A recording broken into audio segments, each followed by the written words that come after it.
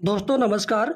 आज की वीडियो में मैं आपको बताऊंगा कि ई श्रम कार्ड क्या है और इसके फ़ायदे क्या हैं और ई श्रम कार्ड कौन कौन लोग बनवा सकते हैं और कौन कौन लोग नहीं बनवा सकते हैं और इसमें अब तक कुल कितने लोगों ने आवेदन करवा दिया है और अभी कितने लोगों का आवेदन करना बाकी है। तो आज की इस वीडियो में आपको ई श्रम कार्ड के बारे में पूरी डिटेल से जानकारी मिलने वाली है और यह जानकारी पूरे इंटरनेट पर शायद ही आपको कहीं मिल पाए। तो इस वीडियो को शुरुआत से लेकर के आखिरी तक ज़रूर देखिएगा, ज़रूर सुनिएगा, ज़रूर समझिएगा।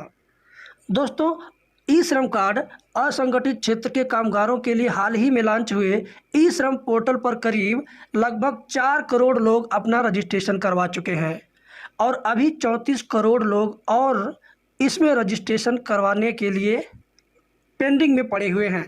तो टोटली 34 करोड़ और 4 करोड़ यानी कुल मिला जुला करके 38 करोड़ लोग ई श्रम कार्ड के लिए आवेदन करवा रहे हैं और ऐसे में अगर आप अभी पीछे हैं तो ये आपकी बेवकूफ़ी होगी। इस नाते आप भी अपने लिए, अपने भविष्य के लिए ई श्रम कार्ड ज़रूर बनवा लें। वैसे तो मैं आपको बताता चलूं कि 16 साल से ऊपर और 60 साल से नीचे की उम्र वाला कोई भी व्यक्ति ई श्रम कार्ड के लिए रजिस्ट्रेशन करवा सकता है, लेकिन देखने में यह आ रहा है कि एक ही परिवार के कई ऐसे लोग पंजीकरण करा रहे हैं जो कहीं काम नहीं करते।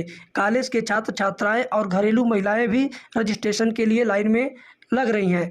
तो ऐसे में हो सकता है कि एक परिवार से केवल एक ही लोगों का ई श्रम कार्ड एक्सेप्ट हो। तो कहने का मतलब यह है कि ई श्रम कार्ड बनवाने के लिए आप हर परिवार से कम एक व्यक्ति जरूर बनवाएं। दोस्तों, मैं आपको ये भी बताता चलूं कि दरअसल यह जो योजना है मज़दूरों के लिए है। जो मज़दूर इनकम टैक्स का भुगतान नहीं करते हैं या वे मज़दूर जो किसी भी प्रकार की पेंशन का लाभ पहले से नहीं पा रहे हैं, यानी ऐसे मज़दूर इसमें आवेदन कर रहे हैं या करेंगे जिनके पास किसी भी प्रकार की पेंशन योजना का लाभ पहले से नहीं था। और मैं आपको यह भी बताता चलूं कि देश भर में 38 करोड़ से अधिक असंगठित काम करने वाले मज़दूर इस पोर्टल पर रजिस्ट्रेशन करा सकते हैं, जिसमें खेती बाड़ी करने वाले मज़दूर, प्रवासी मज़दूर, फेरी वाले, हाकर्स या रेहड़ी पटरी पर सब्जी वगैरह बेचने वाले लोग भी इसमें अपना रजिस्ट्रेशन करवा रहे हैं। देश के सभी राज्यों में यह कार्ड मान्य होगा। कहने का मतलब है कि ई श्रम कार्ड प्राप्त करने और सभी सामाजिक सुरक्षा योजनाओं से जुड़ने के लिए आप इस पोर्टल पर ज़रूर जुड़ें। इस पोर्टल के लिंक को मैं डिस्क्रिप्शन में दे रहा हूं और वहां पे जा कर के क्लिक करके आप इस पोर्टल पर खुद रजिस्ट्रेशन करवा सकते हैं या कर सकते हैं। और अगर आपको रजिस्ट्रेशन करने में किसी प्रकार की दिक्कत आती है तो आप जनसेवा केंद्र पर, CSC केंद्र पर जा कर के वहाँ से रजिस्ट्रेशन करवा सकते हैं। अगर आप रजिस्ट्रेशन करवा चुके हैं तो समझ लीजिए कि आप सौभाग्यशाली हैं, क्योंकि इस पोर्टल पर जो लोग पंजीकरण करवा चुके हैं तो ये समझिए कि जिस दिन पंजीकरण करवाए, जिस दिन रजिस्ट्रेशन करवाए, उसी दिन से उनके लिए 2 लाख रुपए का दुर्घटना बीमा हो गया। कहने का मतलब ये है कि यदि कोई भी मजदूर, कोई भी कामगार इस पोर्टल पर रजिस्ट्रेशन करवाया है और दुर्घटना का शिकार हो जाता है, उसकी मृत्यु हो जाती है या मृत्यु नहीं होती है तो उसके शरीर का कोई भी अंग विकलांग हो जाता है, तो इस पर 2 लाख रुपए उसको बीमा के रूप पर मिलेगा।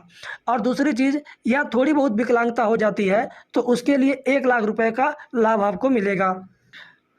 और जाते जाते मैं अंतिम में आप लोगों से एक बात और कहना चाहूँगा, अगर आप ई श्रम कार्ड के लिए आवेदन करवाने जा रहे हैं तो इस बात का बिल्कुल ध्यान रखेंगे कि आपकी उम्र 16 वर्ष से ऊपर और 60 वर्ष से नीचे होनी चाहिए। इसके अलावा आप किसी भी प्रकार का इनकम टैक्स का भुगतान न करते हों और आप पहले से ही किसी भी प्रकार की पेंशन का लाभ न पा रहे हों। यदि आप पहले से किसी भी प्रकार का पेंशन का लाभ पाते हैं या आप पहले से ही टैक्स पेयर हैं तो आप इसमें रजिस्ट्रेशन करवाने के बाद भी इसका किसी भी प्रकार का लाभ नहीं पाएंगे।